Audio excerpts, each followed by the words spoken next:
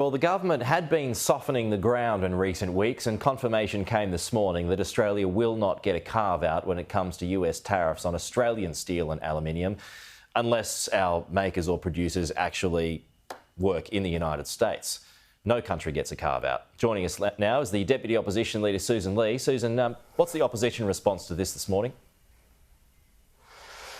Incredibly disappointing, and Pete, this government just hasn't done enough. That's how I feel right now, having heard this breaking news this morning. If indeed it is confirmed that Australia doesn't get a carve-out from steel and aluminium tariffs, it's bad news for Australian jobs, Australian industry.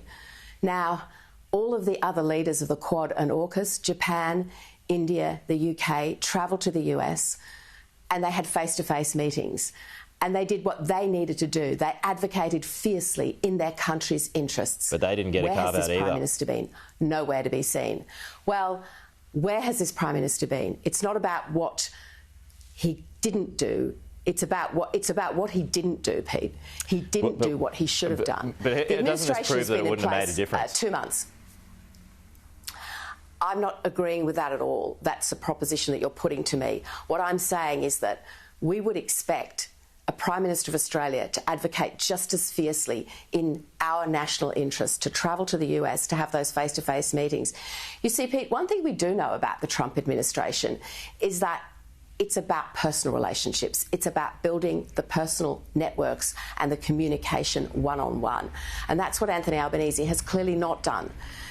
You know, it's been 2 months and still no visit, no face-to-face meeting, no advocacy that we would expect. And I don't think the Prime Minister can run around this country talking about Made in Australia when he hasn't worked as hard as he possibly can to actually deliver outcomes in this trade issue. Isn't the US to blame for increasing tariffs in the first place?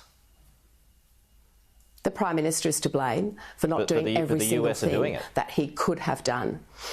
Look, the US's policies are for the US. For us, it's about what we do in response to that. And if we know that the relationship that works best is a personal one, and we don't take every opportunity to have that personal conversation. Now, you could have asked these questions in 2018 in a similar situation, Pete. But what happened then was we did have that personal relationship. We did have those face-to-face meetings, and we did secure the exemption that was in our country's interests. None of that has happened now. This has been a failure of leadership from the Prime Minister down. It's been incredibly weak leadership. Should there be any reciprocal tariffs in return? I don't support tariffs. As an open trading nation, they're not in Australia's interests. OK. Do you think, as a must now, we need to increase our defence spending to 3%, as is the wish of the Trump administration? Look, we'll have more to say about what we would do in government in the upcoming weeks. The campaign has not yet begun, Pete. Right. But $80 billion of deferred, delayed and reprioritised spending by this government demonstrates real weakness when it comes to Anthony Albanese's approach to defence spending. $80 billion of reprioritised spending, pushing it all into the out years. And you've got a Labor government that reached the lowest ever level of defence spending while it was in government. And when we were in government, we had very high and sustainable levels. Right, and I know that Australians can trust us. Okay. I know that Australians can trust us when it comes to actually backing in the defence of this country. Just a final point, Susan, while I've got you. A point of difference has emerged between the coalition leadership over a threat to divest insurance companies if they engage in anti-competitive conduct. So Peter Dutton says he'd do it. You and Angus Taylor have said no. Where do you stand on that this morning? Well, it isn't a point of difference, and I reject that assertion. But you're saying different things. When we were in government, if you just let me finish, Pete, when we were in government, we enacted divestiture when it came to the energy sector, the so-called big stick legislation. In opposition, we have said we have a policy around divestiture when it comes to supermarkets and hardware stores. We talked about that 6 or so months ago.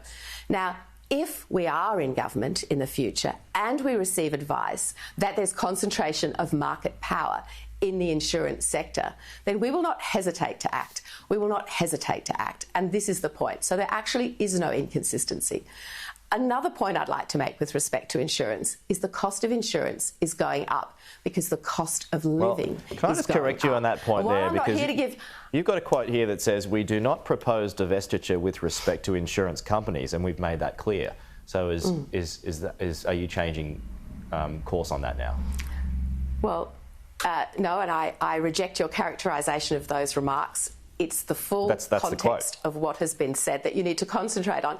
Yes, because, Pete, we have said if we're in government and we see evidence of concentration of market power in the insurance sector, then we will not hesitate to act. That's clearly what we have all said. That is something that we have said because it's important that we do put insurers on notice. However, what's actually in place now relates to supermarkets and hardware stores. So no inconsistency whatsoever. OK, I'm out of time, but Sussan, thank you for your time. We'll chat again soon.